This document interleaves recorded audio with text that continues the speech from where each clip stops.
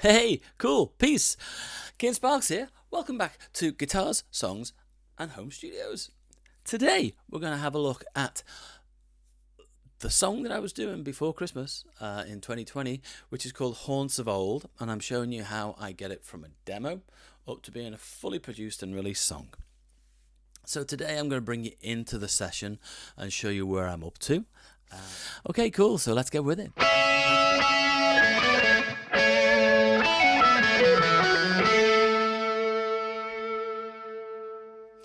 Okay, so we're going to jump into Logic, which is what I write on. And here we are in Logic. And what we can see is I've got everything up on... Oh, there we go. I've got everything up on the screen. We've got the old demo, rough demo, which is there. And then I've got just how I build a song, really.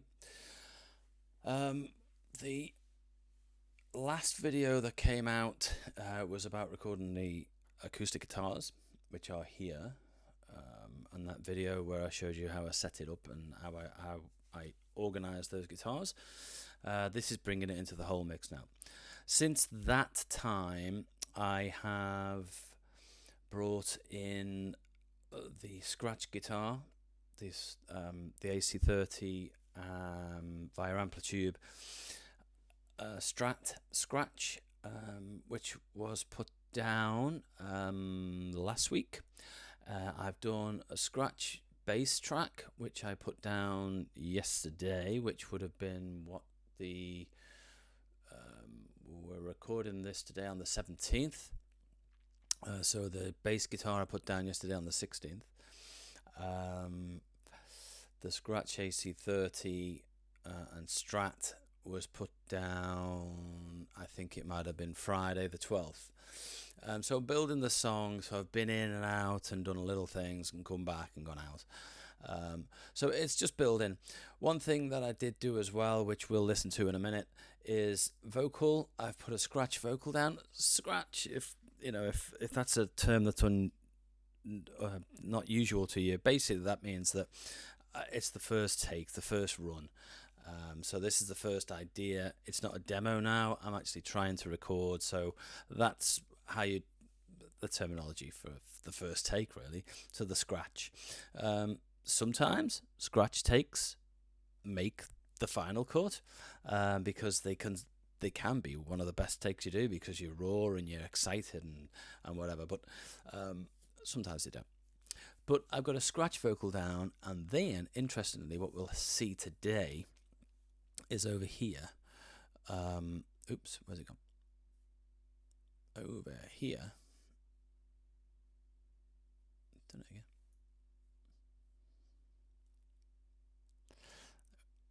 I have got some harmony vocals. Now, these harmony vocals have not been done by me yet, not been sung. I actually use Melodyne to try and figure out some harmonies. Sometimes it works, sometimes it doesn't, but it gives you an idea of where you can go and what you can do. So I'll let you have a listen to those in isolation in a bit. But first of all, let's have a quick listen to the demo as we've moved it forward. Or it's not a demo anymore. We've gone from being a demo and we've moved it forward into being a production track.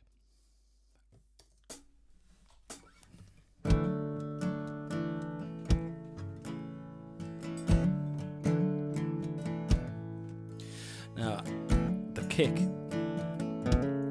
I use the kick drum. Where is it? That. I use the kick instead of click because I find it more natural and I sit better and play better when I'm playing with a drummer, a real drummer, because I'm an organic type of musician. But I always find that having a kick instead of a click allows me to feel better and feel the music more. Like we've never seen the streets are quiet and cold, longing for places I've never been and dreaming of haunts of old.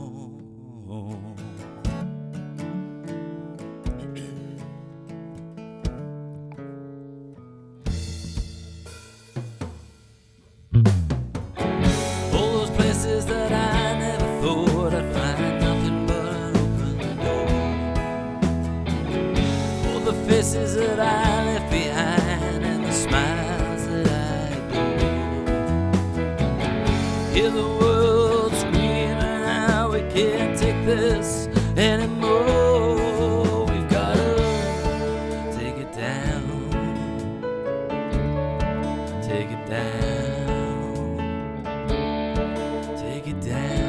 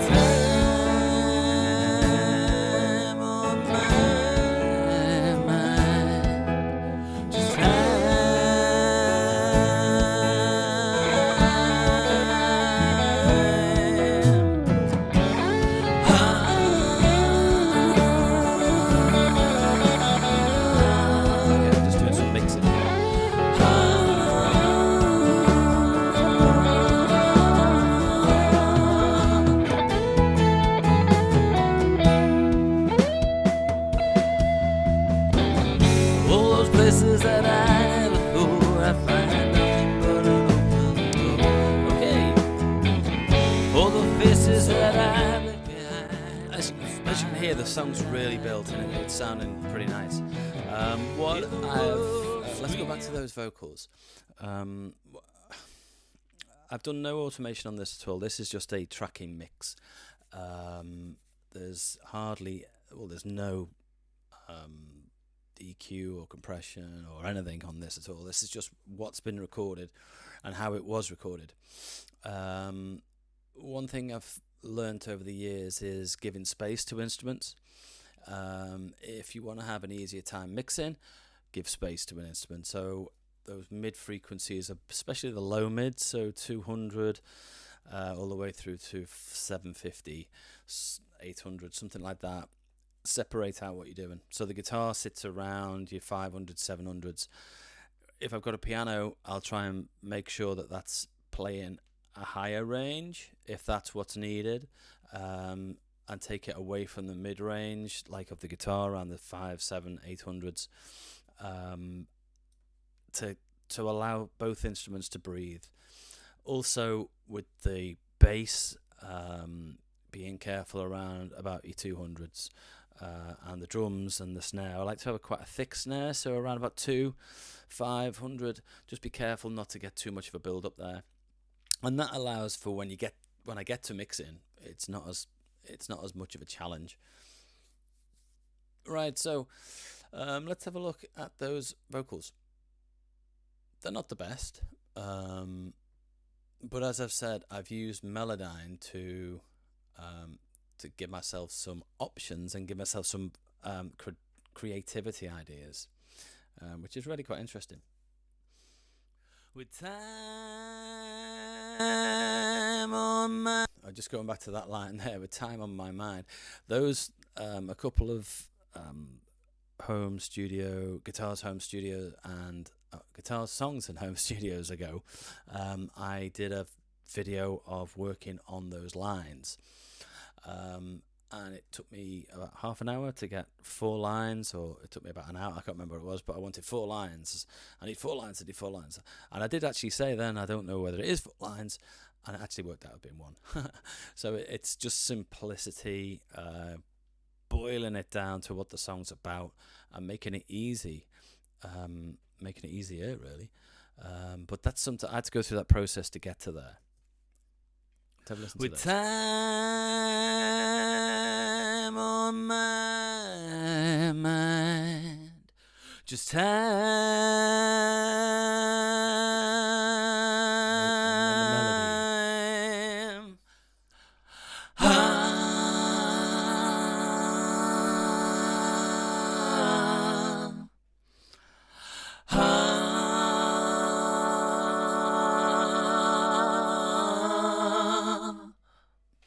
Okay, so we've got one below and one above on, I say melody. All those places. harmonies, one below, one above.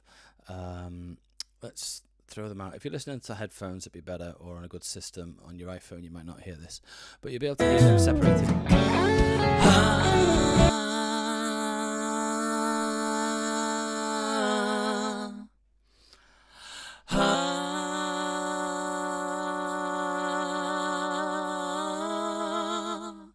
And you can hear there that they're not in tune, they're not perfect, but they're not meant to be.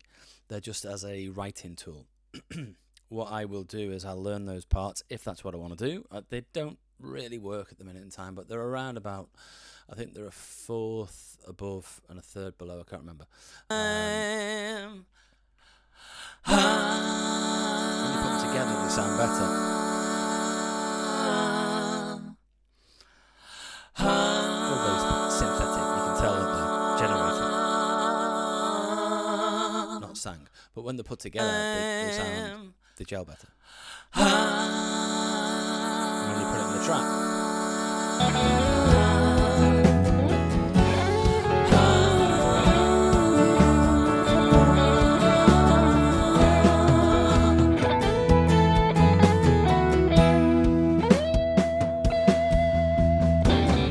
all those places that I never thought I'd find nothing but an open door. All the faces that I left behind and the smiles that I adore. Hear the world screaming out. All right, cool. So there we go. So that's where we got to with the song. It's now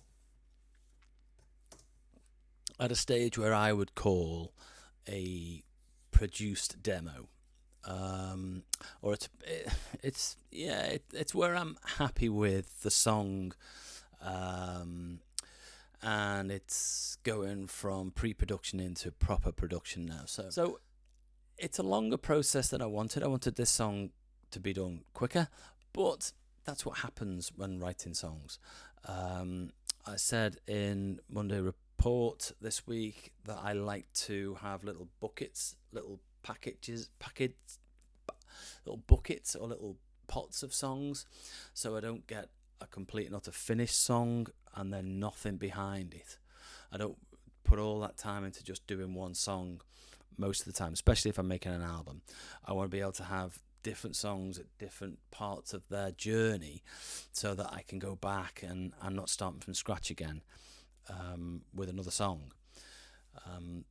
This is one of those songs that I've done that. So this song has now moved up a bucket or a pot, getting to the end, getting to the part where it's going to be pushed towards the end of its journey. So cool. So I hope you enjoyed that. Please leave some comments below.